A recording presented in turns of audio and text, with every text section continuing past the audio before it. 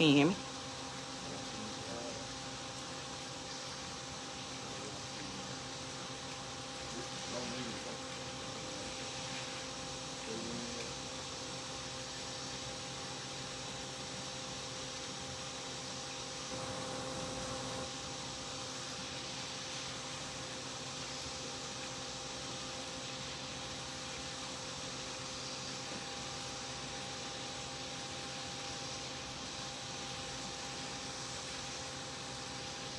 I'm trying to make sure that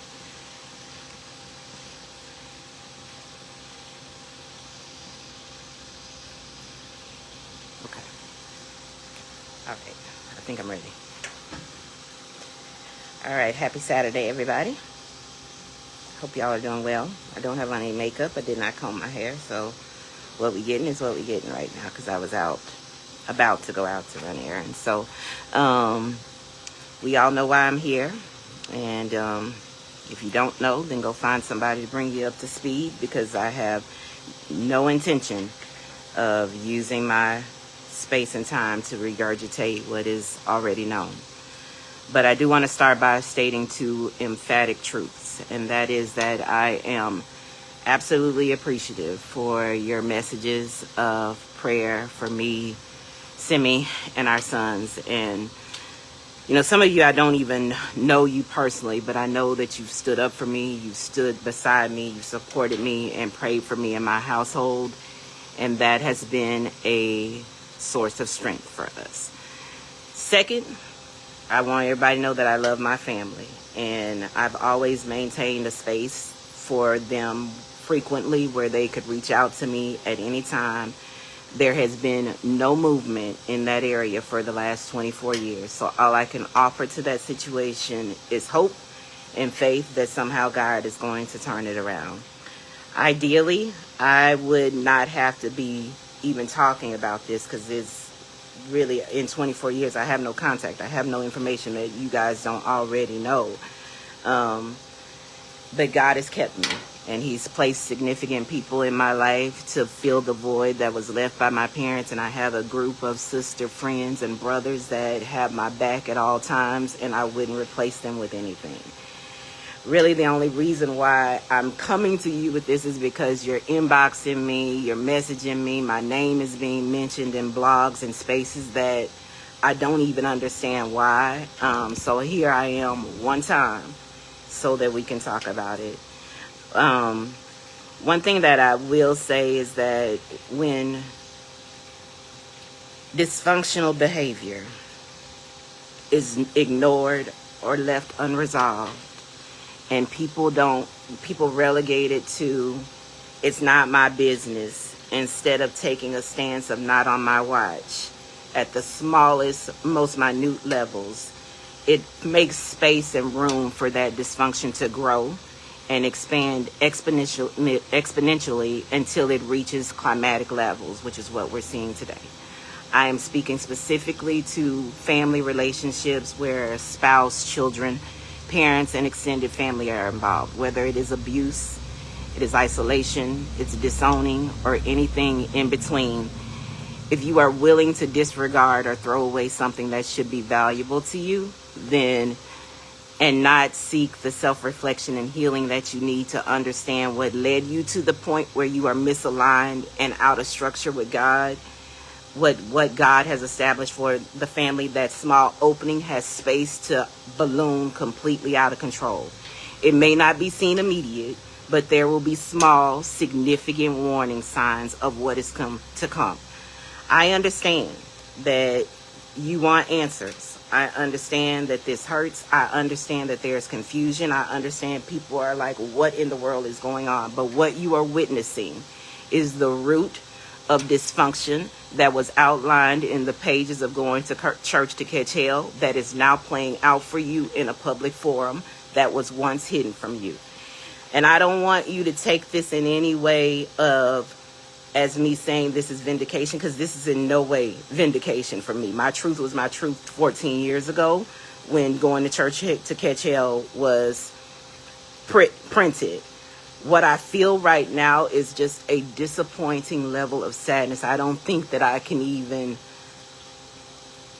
say it to you in words the level of emotion that I've gone through in the last couple of days, just because I'm not there. I have nothing to offer to this situation other than being a safe landing spot for my mother to land, offering her something that she didn't offer to me in the last 24 years. That's all that I have to offer. I have no information to give you. I have no insight as to what's going on. I know what you know. It may be a couple of other things that I'm not at liberty to speak about right now, because honestly, this is not my business. My family and I have been 24 years removed from this situation, and I can honestly say, and I'll share this with you guys, that I have offered up so many thank you lords for my children, that they are not having to go through this in a way that is harmful to them. Y'all pray for my nieces and nephews, because this has got to be devastating for them. But the reason why I'm here now is just because I know that you want some answers that are not being given to you, and all you're hearing is pray and people putting their own spin on what they think. I'm going to tell you right now, what you think is not what's happening. So this is a bubbling up that,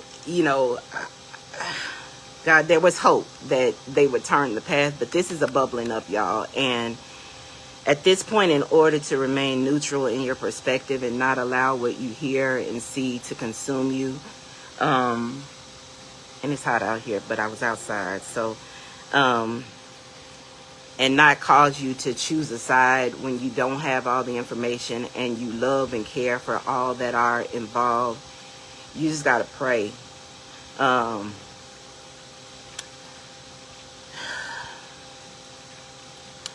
We know that there is seed time and there is harvest time.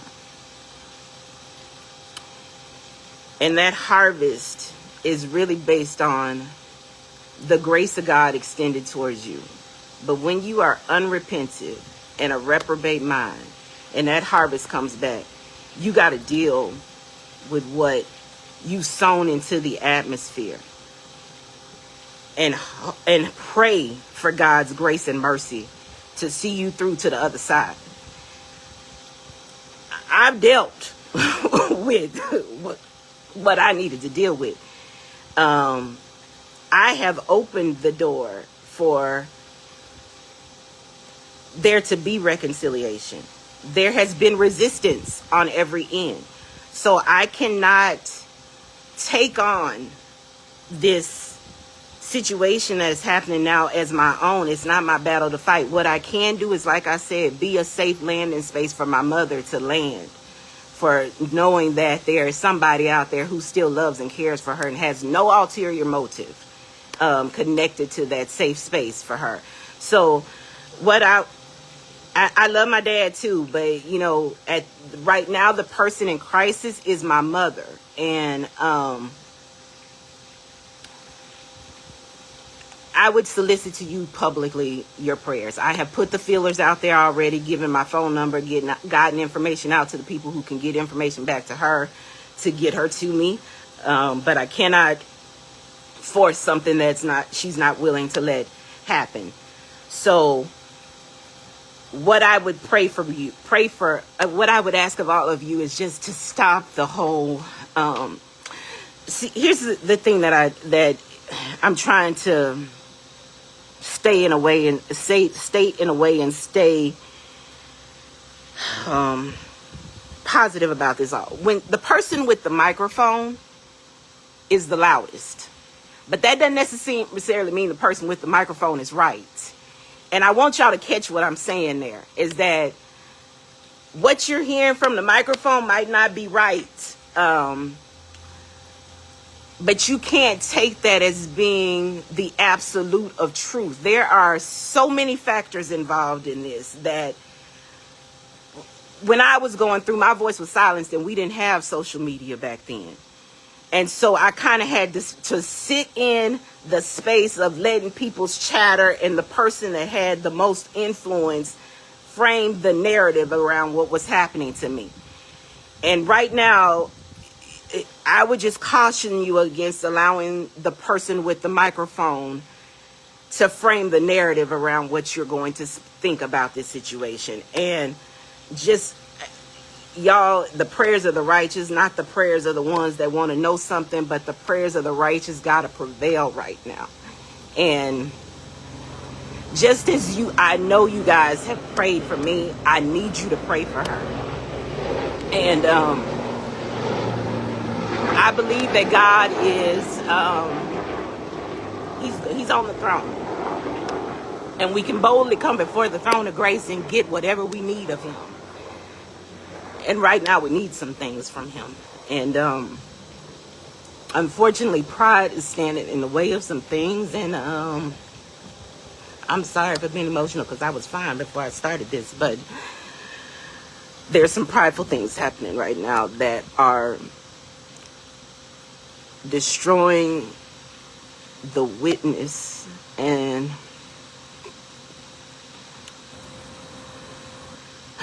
the lives of people who have been dependent on some things that are coming from that pulpit. And unfortunately, it hasn't always been public for them to see, and people think that because it hasn't happened to them, that it's not plausible or that it's not happening at all. And this is bad, y'all. But y'all gotta pray. And just keep your mouth aligned with what the Word of God says about the situation. And don't let gossip be a distraction. I'm fine. I don't know what is happening to me right now. I'm fine. I just need you guys to lift her up in prayer. And, no matter how you feel about the way that I have been treated, God has been good to me. There's nothing missed, there's nothing delayed in my life. He's been good to me. So you don't need to worry about a loss of